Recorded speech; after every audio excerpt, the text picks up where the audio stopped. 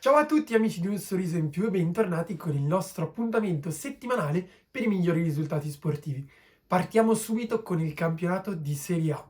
Si è giocata la 33esima giornata ed è stata una giornata molto importante sia per la vetta della classifica che per i bassi fondi della stessa. Partiamo con il venerdì, perché si sono giocate ben due partite di venerdì e non due partite qualsiasi. Infatti si è giocato la Spezia-Inter, dove l'Inter ha vinto 3-1, espugnando lo stadio Picco di La Spezia e soprattutto ha fornito un'altra prestazione convincente. Una prestazione che gli ha permesso di raggiungere i 3 punti e di mettere pressione sul Milan, che scendeva in campo subito dopo l'Inter. Un Milan che era a secco di gol da due partite, che però li ha ritrovati subito. Infatti ha vinto 2-0 contro il Genoa, segnando subito con Rafa Leao, arrivato al nono gol in campionato, dopo 12 minuti. È arrivato il secondo gol invece nella seconda metà del secondo tempo, con il brasiliano Junior Messias. Le altre partite importanti sono state il ritorno alla vittoria della Salernitana, che dall'ultimo posto in classifica fa un passettino in avanti verso le altre squadre che la precedono, che ha battuto per 2-1 la Sampdoria e soprattutto ha segnato 2 gol nei primi 10 minuti, una cosa che in Serie A non gli succedeva dal 1949. Sono arrivati invece dei pareggi sia per la Juventus, bloccata dal Bologna per 1-1, una Juventus che è riuscita ad agguantare il pareggio solo al 95esimo e contro un Bologna che giocava in 9 uomini per una duplice espulsione dopo un fallo su Alvaro Morata. È arrivato un pareggio anche per la Lazio, che anche lei ha segnato nei minuti di recupero con Ciro Immobile, che si conferma sempre di più capocannoniere di questa Serie A, un pareggio per 1-1 contro il Torino.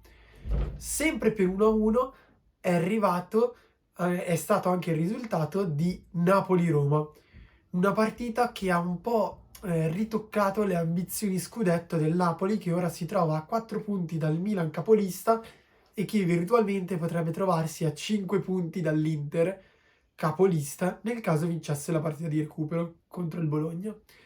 Un Napoli che era riuscito ad andare in vantaggio dopo 12-15 minuti con un calcio di rigore di Lorenzo Insigne, che aveva battuto il portiere con un perfetto destro incrociato. È arrivato però al 90esimo il pareggio della Roma con El Shaarawy. Il giocatore è entrato nel secondo tempo, ha segnato la sua terza rete in campionato nei minuti di recupero. Ormai possiamo dire che è uno specialista. Una Roma che, a fronte di un recupero molto lungo, di ben 8 minuti, ha anche avuto un paio di occasioni per trovare il gol del vantaggio e chiudere per 2-1 la partita, che purtroppo però sono state fallite dagli attaccanti romanisti. Quindi la Roma si ritrova a ben 5 punti dalla Juventus che la precede al quarto posto e soprattutto potrebbe essere scavalcata dalla Fiorentina in caso la squadra viola vincesse il recupero contro l'Udinese. Infatti la Fiorentina ha battuto per 1-0 il Venezia con l'ennesimo gol di Torreira, un piccolo centrocampista che in questa stagione si è dimostrato davvero inarrestabile sotto porta sulle azioni da palla inattiva.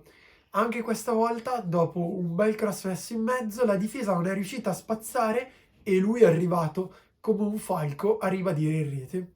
Passiamo ora al tennis, dove si è fermata ai quarti di finale la rincorsa al titolo ATP di Monte Carlo di Yannick Sinner. Un Sinner che ha giocato una splendida partita, persa soltanto per 7-6 al terzo set contro il numero 3 al mondo Alexander Zverev. Un Sinner che è partito molto sciolto inizialmente, poi un pochino contratto, è riuscito a vincere per 7-5 il primo set. Nel secondo set ha avuto le sue occasioni, anche se c'è da dire che Zverev dall'alto del suo 1,98 m è stato molto molto concentrato e preciso e soprattutto potente al servizio. Pensate che la media del servizio di Zverev nella partita è stata 208 km orari. Sinner comunque riusciva anche a rispondere in campo a queste bombardate, ma al secondo set l'ha conquistato Zverev. Al terzo, un Sinner che sembrava spacciato in quanto il tedesco è andato a servire per il match, ha avuto un moto d'orgoglio, è riuscito a recuperare il punto e giocarsi tutto nel tiebreak finale, dove non è stato molto fortunato e ha commesso purtroppo un paio di errori col dritto e col rovescio. Un Sinner che comunque si può ritenere soddisfatto e che soprattutto può guardare con serenità i prossimi tornei su terra della stagione con un cerchiolino rosso intorno all'ATP 1000 di Roma, il torneo di casa. Il torneo di Monte Carlo è stato poi vinto dal greco Stefanos Tsitsipas, che era il campione in carica dopo aver trionfato lo scorso anno e che si è riconfermato anche quest'anno vincendo in 2 set sulla sorpresa del torneo, cioè Alexandro Fokina. Il tennista spagnolo che aveva eliminato al primo turno Novak Djokovic ha continuato la sua scalata battendo in semifinale il bulgaro Grigor Dimitrov. In finale però si è dovuto arrendere al strapotere sulla terra del greco. Per questa settimana è tutto. Con Passione Sportiva di Mattia ci vediamo settimana prossima, pronti per raccontarvi lo stupendo GP di Imola, che è la casa della Ferrari e dove speriamo la Ferrari possa fare molto bene.